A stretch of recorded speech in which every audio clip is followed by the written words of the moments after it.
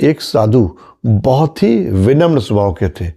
दूसरों की भलाई में लगे रहना उनकी फितरत थी। कभी किसी का बुरा नहीं करते थे, हमेशा लोगों को अच्छी अच्छी बातें बताया करते थे। दिन भर भगवान का स्मरण किया करते थे और जब उनको भूख लगती थी तो भोजन उनके सामने प्रकट हो जाता था और वो उसको भगवान का प्रसाद समझ के ग्रहण कर लेते थे। ऐसा कई सालों से हो रहा था।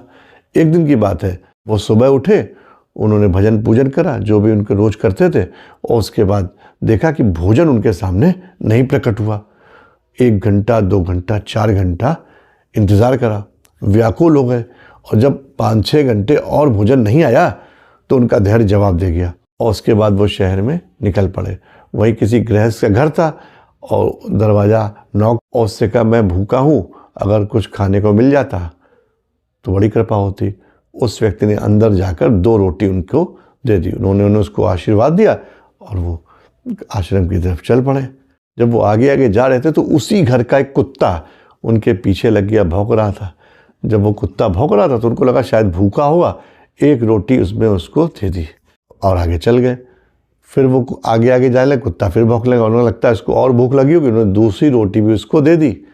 दूसरी रोटी कुत्ते ने खा ली। उसके बाद फिर वो पीछे पीछे चलने लगा। अब वो एकदम से रुके और थोड़ा गुस्सा भाव में बोले कि अरे निर्लज्ज, ये बता कि तेरे मालिक ने मुझे 2 रोटी दी थी और दोनों ही मैंने उसको तुमको दे दिया, फिर भी तुम क्यों भौंक रहे हो मेरे ऊपर। तब उनको ऐसा लगा कि इसे कुत्ता अचानक बोल उठा और जो उसके शब्द थे, वर्डिंग थी, वो ये थी कि अरे कि मेरे मालिक ने मुझे 2 दिन से खाना नहीं दिया, लेकिन मैंने उसका घर नहीं छोड़ा, और तुम्हारे मालिक ने तुमको 1 वक्त तक खाना नहीं दिया और तुमने अपना धैर्य खो दिया और तुमने अपना दूसरा घर ढूंढना शुरू कर दिया। अब साधु की आंखों में आंसू आ गए। उसे लगा कि जैसे कुत्ते ने उनको ज्ञान दे दिया है और ये सोचते सोचते वो अपने आश्रम की तरफ चले गए। और जब आश्रम में पहुंचे तो उनको देखा उन्होंने कि सामने भगवान का भेजा हुआ प्रसाद रखा हुआ है। उन्होंने उसको ग्रहण करा और ईश्वर को धन्यवाद दिया। तो छोटी सी कहानी ये कहती है कि जब प्रतिकूल परिस्थितियां आपके जीवन में आ जाएं तो ये नहीं कि एकदम से धैर्य खो देना चाहिए, वैसा बिल्कुल नहीं करना चाहिए, बल्कि हैव पेशेंस, धैर्य रखना चाहिए।